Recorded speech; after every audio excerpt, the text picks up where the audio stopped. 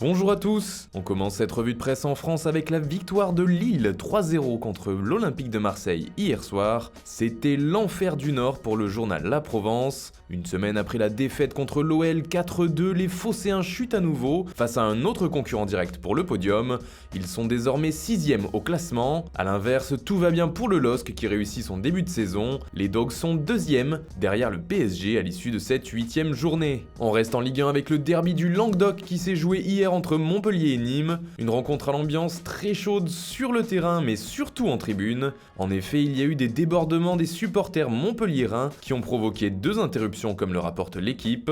Le club héroltais pourrait être sanctionné par la commission de discipline de la Ligue qui se réunit aujourd'hui. En Italie, l'AC Milan jouait hier contre Sassuolo, l'équipe surprise de ce début de saison en Serie A, et les rossoneri qui étaient plutôt mal en point avant la rencontre ont finalement retrouvé leur football, ils l'ont emporté 4-1, une très bonne opération pour l'AC Milan et surtout pour son coach Gennaro Gattuso. Pour le Corriere dello Sport, il confirme sa place à la tête de l'équipe.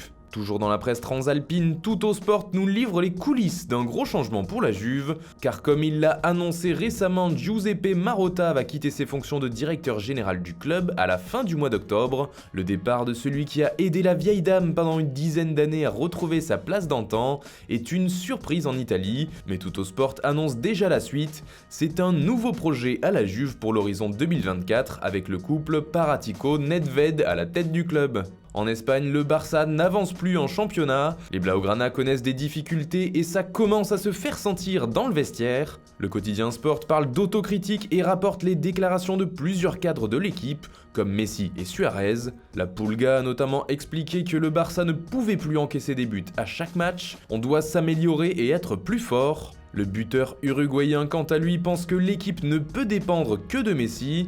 Il faut faire notre autocritique, déclare-t-il, car il y a une mauvaise attitude sur le terrain. Et enfin, en Angleterre, c'est toujours compliqué pour José Mourinho à Manchester United.